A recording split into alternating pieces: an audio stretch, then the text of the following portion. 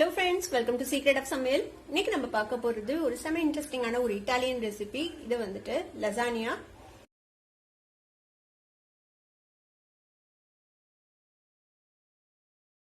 லசானியாக்கு வந்துட்டு அந்த lasagne sheet வேணும், அப்புறமேட்டு அவன் வேணும், அப்பதான் செய்ய முடியும் அப்படின்னு நம்ம யோசிப்போம்.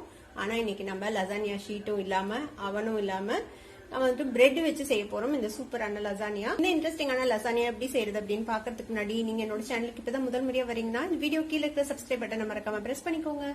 பக்கத்துல இருக்க நோட்டிபிகேஷன் பெல்லையும் மறக்காம கிளிக் பண்ணிக்கோங்க. அப்பதான் என்னோட ஃபியூச்சர் நோட்டிபிகேஷன்ஸ் உங்களுக்கு உடனே வந்து சேரும். இப்போ இந்த லசானியா எப்படி செய்யலாம் அப்படின்னு நம்ம பார்க்கலாம் வாங்க. பிரெட் ஸ்லைஸ் எடுத்து வச்சிருக்கேன், ஒரு 7-8 ஸ்லைஸ் எடுத்து வச்சிருக்கேன். இது வந்துட்டு உங்களுக்கு எவ்வளவு தேவைப்படும்னா நீங்க எந்த டிஷ் யூஸ் பண்றீங்களோ இந்த லசானியா செய்யறதுக்கு அந்த டிஷ்ல எவ்வளவு லேயர் வேணுமோ அந்த அளவுக்கு நம்ம பிரெட் ஸ்லைஸ் எடுத்துக்கணும். நான் வந்துட்டு ஒரு 7-8 ஸ்லைஸ் எடுத்து வச்சிருக்கேன். இதை வந்துட்டு நம்ம ஃபர்ஸ்ட் இந்த மாதிரி சன்னமா தேய்ச்சி இந்த மாதிரி ஷீட் மாதிரி பண்ணிக்க போறோம். ஏன்னா நம்ம லசானியா சீட்டுக்கு பதிலாக தான் இந்த பிரெட் யூஸ் பண்ண போறோம். அதுக்கு ஃபர்ஸ்ட் என்ன செய்யணும்னா இந்த ஓரத்தை வந்துட்டு ஃபர்ஸ்ட் வெட்டி கிளீன் பண்ணிடுங்க. நமக்கு அந்த சைட்ஸ் எல்லாம் தேவையில்லை. இது மாதிரி ஒரு ஸ்லைஸ் எடுத்துக்கோங்க. இதை வந்துட்டு நம்ம இந்த மாதிரி ரோலர் பின் வச்சு சப்பாத்தி கட்டை வச்சு நல்லா தேய்ச்சி இதை வந்துட்டு சன்னம் பண்ணிக்கணும். இது மாதிரி சன்னமா தேய்ச்சி வச்சுக்கோங்க. இது மாதிரியே நம்ம எல்லா பிரெட் ஸ்லைசஸையும் நம்ம தேய்ச்சி இந்த மாதிரி சன்னமா பண்ணி வச்சுக்கலாம். நம்ம எல்லா பிரெட்டையும் மாதிரி சன்னமா தேய்ச்சி வச்சாச்சு. இப்போ இதை வந்துட்டு நம்ம லைட்டா டோஸ்ட் பண்ணி எடுத்துக்க போறோம். ஒரு பேன் எடுத்துக்கோங்க. இதுல வந்து லேசா எண்ணெய் விட்டுக்கலாம். நீங்க எண்ணெய் இல்லைன்னா பட்டர் எது வேணா விடலாம். நம்ம இன்னும் மறுபடியும் பட்டர் போட வேண்டியிருக்குது. அதனால நான் இதை வந்துட்டு எண்ணெய் விட்டு நான் டோஸ்ட் பண்ணி போறேன். எண்ணெயை லைட்டா ஸ்ப்ரெட் பண்ணி விட்டுருங்க. பிரெட்டை வந்துட்டு நம்ம ஒரு சைடு மட்டும் டோஸ்ட் பண்ணி போறோம். லைட்டா டோஸ்ட் பண்ணிக்கலாம். ரொம்ப கோல்டன் கலரா வரணும்னு அவசியம் இல்லை. லேசா டோஸ்ட் ஆனா போதும். டோஸ்ட் பண்ணி எடுக்கிறதுனால கொஞ்சம் அந்த என்ன சொல்றது ரொம்ப சாகி ஆகாம கிடைக்கும் நமக்கு லசானியா. அதுக்காக தான் டோஸ்ட் பண்றோம். இந்த மாதிரி லைட்டா ஒரு சைடு மட்டும் டோஸ்ட் பண்ணிக்கலாம். ஒரு 2 நிமிஷம் மட்டும் டோஸ்ட் பண்ணா போதும். நம்ம செக் பண்ணலாம் டோஸ்ட் ஆயிடுச்சான்னு சொல்லிட்டு. இந்த மாதிரி லைட்டா கோல்டன் கலர் வந்தா போதும். நம்ம இதை எடுத்துடலாம் வெளியில. பாருங்க இந்த அளவுக்கு டோஸ்ட் ஆனா போதும். இது மாதிரியே எல்லா பிரெட்டையும் நம்ம டோஸ்ட் பண்ணி எடுத்துக்கலாம். ஒரு 2 தக்காளியை இந்த மாதிரி நான் வந்துட்டு வேக வச்சு எடுத்து வச்சிருக்கேன். இந்த மாதிரி தோல் நல்லா கலந்து வர அளவுக்கு இதை வந்துட்டு வேக வச்சுக்கோங்க. இந்த மாதிரி இந்த சைடு தலைப்பகுதியை கட் பண்ணிட்டு இந்த சைடு ஒரு எக்ஸ் மாதிரி போட்டு வேக வச்சிங்கன்னா தோல் வந்து ஈஸியா வந்துடும். இப்போ இந்த தோலை ரிமூவ் பண்ணி நம்ம இதை வந்துட்டு அரைச்சிக்க போறோம். பியூரி மாதிரி பண்ணி எடுத்துக்க போறோம். இந்த தோலை ரிமூவ் பண்ணிடலாம். இப்போ இதை ஸ்மூத்தா ஒரு பியூரியா அரைச்சு எடுத்துட்டு வந்துடலாம். இது மாதிரி தக்காளியை அரைச்சு வச்சுக்கோங்க. ஒரு பேன் அடுப்புல வச்சிருக்கேன். இதுல ஒரு 1 டேபிள் ஸ்பூன் பட்டர் போட்டுக்கலாம். கார்லிக் சேர்த்திக்கலாம். இதுல வந்து நிறைய கார்லிக் சேர்த்த போறோம். நம்ம இதுல கொஞ்சம் கார்லிக் ஒரு 10-15 பல் பூண்டு இந்த மாதிரி ஃபைனா சாப் பண்ணிருக்கேன். ஃபர்ஸ்ட் நம்ம பன்னீர் ஸ்டஃபிங் அதை செஞ்சுக்கலாம். அதுக்கப்புறம் நம்ம ரெட் சாஸுக்கும் நம்ம இந்த கார்லிக் யூஸ் பண்ணணும். ஒரு 10-15 பல் பூண்டு இந்த மாதிரி ஃபைனா சாப் பண்ணி வச்சுக்கோங்க. இந்த கார்லிக் லேசா சாட்டே பண்ணிடலாம். இல்ல லேசா கலர் மாறட்டும். லேசா கார்லிக் கோல்டன் கலர் ஆகுது. இந்த ஸ்டேஜ்ல ஒரு குடமிளகாவை வெட்டி வச்சிருக்கேன். குடமிளகாவை சேர்த்திக்கலாம். நீங்க இதுல வெஜிடபிள்ஸ் எது வேணுமோ நீங்க சேர்த்திக்கலாம். மஷ்ரூம் சேர்த்திக்கலாம். ஸ்வீட் கார்ன் இருந்தா ஸ்வீட் கார்ன் சேர்த்திக்கலாம். உங்களுக்கு என்ன பிடிக்குமோ அதை வந்து நீங்க சேர்த்திக்கோங்க. இந்த குடமிளகாவும் இதோட சேர்த்தி வதக்கி விட்டுலாம். கொஞ்சமா வெங்காயமும் சேர்த்திக்கலாம். லேசா வதக்கி விட்டுக்கலாம். இப்போ இதுல தேவையான அளவுக்கு உப்பு சேர்த்திக்கலாம். நம்ம இதுல பன்னீரும் சேர்த்து போறோம். அதுக்கும் சேர்த்திக்கோங்க. உப்பு கூட ஒரு 1/2 டீஸ்பூன் சில்லி பிளேக்ஸ் சேர்த்திக்கோங்க. ஒரு 1/2 டீஸ்பூன் ஆரிகேனோ சேர்த்திக்கலாம். உங்ககிட்ட இட்டாலியன் ஹர்ப்ஸ் வேற ஏதாவது இருந்தாலும் நீங்க சேர்த்திக்கலாம். இல்ல பீஸா சீசனிங் இருந்தா அது கூட சேர்த்திக்கலாம். இதெல்லாத்தையும் சேர்த்து மிக்ஸ் பண்ணி விட்டுலாம். ரொம்ப ஓவரா குக் ஆகணும்னு அவசியம் இல்லை. ஒரு 80% குக் ஆன போதும். இது கூட நான் ஒரு 100 கிராம் பன்னீர் இந்த மாதிரி கிரேட் பண்ணி வச்சுட்டேன். கிரேட் பண்ண பன்னீரும் இதுல சேர்த்திடலாம். இதையும் இதோட சேர்த்து நல்லா மிக்ஸ் பண்ணி விட்டுலாம்.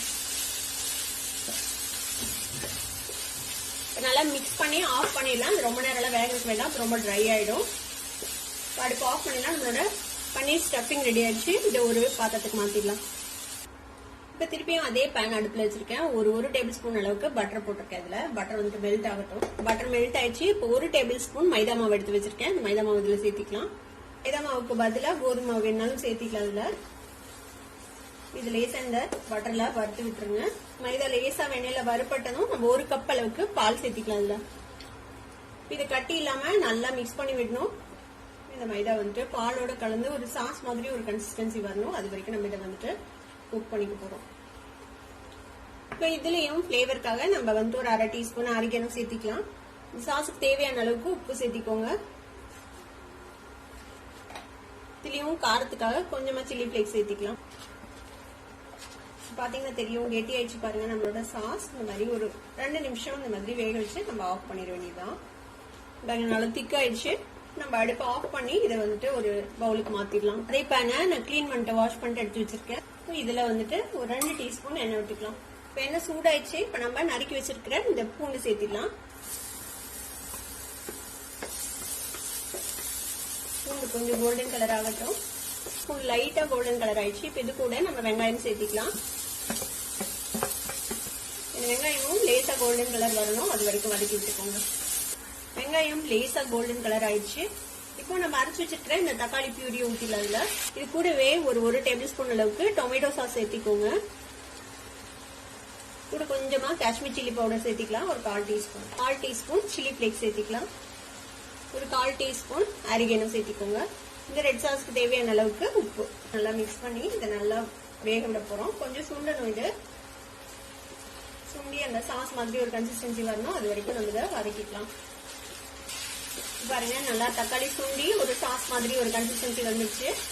இந்த அளவுக்கு நல்லா வதக்கிக்கோங்க. ஒரு 4-5 நிமிஷம் ஆகும் இந்த மாதிரி கன்சிஸ்டன்சி வரதுக்கு. இப்போ அடுப்பு ஆஃப் பண்ணிடலாம். நம்ம இது மாதிரி ஒரு பேக்கிங் ட்ரே எடுத்துக்கோங்க. இதுல வந்துட்டு நம்ம ரெடி பண்ண இந்த ரெட் சாஸ் இருக்குல்ல, அதை வந்துட்டு கீழே ஒரு லேயர் கொஞ்சமா போட்டுக்கலாம். இந்த ரெட் சாஸ்க்கு மேல நம்ம ரெடி பண்ணி வச்சிருக்க இந்த ஒயிட் சாஸ் இருக்குல்ல, அதையும் லைட்டா போட்டுக்கலாம். உங்களுக்கு எந்த சாஸ் நிறைய பிடிக்குமோ அந்த மாதிரி நீங்க அந்த சாஸை கொஞ்சம் எச்சா போட்டுக்கலாம் தேவையான அளவுக்கு. இதுக்கு மேல நம்ம டோஸ்ட் பண்ணி வச்சிருக்கிற பிரெட் இருக்குல்ல, அதை வந்துட்டு பிளேஸ் பண்ணிடலாம். மீதி இருக்கிற ஸ்பேஸுக்கு தகுந்த மாதிரி கட் பண்ணி நம்ம பிரெட் வச்சுக்கலாம். இந்த மாதிரி ஸ்ட்ரிப்ஸா கட் பண்ணி பிரெட் வச்சுக்கலாம். இதுக்கு மேல நம்ம ரெடி பண்ணி வச்சிருக்கிற இந்த பன்னீர் ஸ்டஃபிங் இருக்குல்ல, அதை வந்துட்டு வச்சு இது மாதிரி ஸ்ப்ரெட் பண்ணி விட்டுருங்க தேவையான அளவுக்கு. இதுக்கு மேல மறுபடியும் ஒயிட் சாஸ்,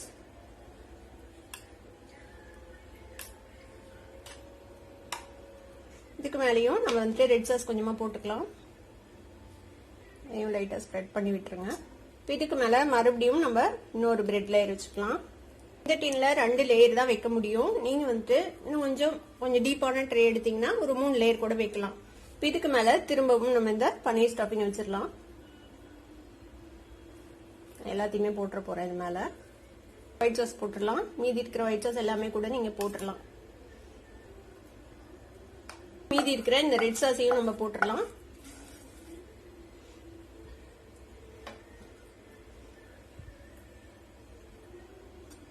இதுக்கு மேல நம்ம வந்துட்டு சீஸ் கியூப் துருவி போட போறோம். நான் வந்து இன்னைக்கு ப்ராசஸ் சீஸ் போடுறேன். நீங்க வந்துட்டு மோசரேலா சீஸும் ப்ராசஸ் சீஸும் மிக்ஸ் பண்ணி போடலாம். அது இன்னும் நல்லா இருக்கும். இந்த மாதிரி ஒரு சீஸ் துருவுறது வச்சு துருவி போட்டுருங்க. சீஸ் உங்களுக்கு எவ்வளவு வேணுமோ அவ்வளவு சேர்த்திக்கலாம். நம்ம உள்ள போட்டோம்ல அந்த லேஸ்லிங்கோட நீங்க சீஸ் வேணும்னா துருவி சேர்த்திக்கலாம். இன்னும் சீஸியா வேணும் அப்படின்னு நினைச்சீங்கன்னா, சீஸ் இல்லைன்னா நீங்க சீஸ் ஸ்கிப் பண்ணிட்டு கூட நீங்க இதே ரெசிபி ட்ரை பண்ணலாம். ஒயிட் சாஸ் இருக்கிறதே கொஞ்சம் சீஸ் போட்ட மாதிரி தான் ஒரு ஃபீல் கொடுக்கும். இப்போ நம்ம சீஸ் துருவி போட்டாச்சு. இதை வந்துட்டு நம்ம பேக் பண்ணணும். பேக் பண்றதுக்கு நான் ஆல்ரெடி ஒரு பேனை வந்துட்டு அடுப்புல வச்சு ப்ரீஹீட் பண்ணிருக்கேன். ஒரு 10 நிமிஷமா சூடாயிட்டு இருக்குது. நல்லா சூடாயிடுச்சு நம்மளோட பேன். இப்போ இதை வந்துட்டு நம்ம இதுக்குள்ள வச்சிடலாம். மூடி வச்சு இதை வந்துட்டு ஒரு 20 மினிட்ஸ் 15 to 20 மினிட்ஸ் இதை வந்துட்டு நம்ம பேக் பண்ண போறோம். லோ ஃபிளேம்ல நல்லா லோ பண்ணி வச்சிருங்க ஃபிளேமை. இப்போ நம்ம பேக் பண்ண வச்சு ஒரு 15 மினிட்ஸ் ஆயிடுச்சு. ரெடி ஆயிடுச்சு. நம்ம ஓபன் பண்ணி பார்க்கலாம். சீஸ்லாம் செம்மையா மெல்ட் ஆகி நம்மளோட லசானியா ரெடி ஆயிடுச்சு. இதே நீங்க அவன்ல பண்ணீங்கன்னா மேலேயும் ஒரு ப்ரௌனிங் நடக்கும். இந்த மேல் பகுதியில இருந்து அந்த ஹீட் கிடைக்கும் இல்லையா, அதனால வந்துட்டு ஒரு ப்ரௌனிங் கிடைச்சு வேற மாதிரி இருக்கும். நம்ம கடையில செய்யும் போது மேல வந்து அந்த ப்ரௌனிங் கிடைக்காது. ஆனா டேஸ்ட்ல எந்த டிஃபரன்ஸும் இருக்காது. இப்ப நம்ம இது அடுப்பு ஆஃப் பண்ணிட்டு எடுத்துடலாம் வெளில. இப்போ செம்ம ஹாட்டா இருக்குது நம்மளோட லசானியா. இப்போ இதை வந்துட்டு நம்ம எப்படி சர்வ் பண்ணலாம்னா, இது வந்துட்டு 4 பார்ட்டா வெட்டி நீங்க வந்துட்டு சர்வ் பண்ணலாம். இந்த மாதிரி கட் பண்ணிக்கோங்க. அதே மாதிரி இந்த சைடும் கட் பண்ணிக்கலாம். இது வந்துட்டு நல்லா ஹெவியாகவும் இருக்கும் சாப்பிட்றதுக்கு. நார்மலாக சாப்பிட்றீங்கன்னா ஒரு பார்ட் சாப்பிட்டாலே வந்துட்டு ஹெவியாக தான் இருக்கும் இது. இப்போ இதை நம்ம எடுத்து சர்வ் பண்ணலாம். கொதிக்க இருக்கு பாருங்க. சூப்பரான லசானியா ஆவி பறக்க ரெடியா இருக்கு. பார்க்கும்போதே சாப்பிடலாம் போல சூப்பரா இருக்குல்ல. இந்த சூப்பரான பிரெட் லசானியாவை நீங்களும் ட்ரை பண்ணி பாருங்க. ட்ரை பண்ணி பார்த்துட்டு எப்படி இருந்தது அப்படின்னு கமெண்ட்ஸ்ல ஃபீட்பேக் கொடுங்க. இந்த வீடியோ உங்களுக்கு பிடிச்சிருந்தா சப்ஸ்கிரைப் பண்ணுங்க. பக்கத்துல பெல் ஐகானை கிளிக் பண்ணுங்க. அப்பதான் ஃபியூச்சர் நோட்டிபிகேஷன்ஸ் உங்களுக்கு உடனே வந்து சேரும். லைக் பண்ணுங்க, ஷேர் பண்ணுங்க. தேங்க்யூ ஃபார் வாட்சிங் வீடியோ வியூவர்ஸ். Bye bye.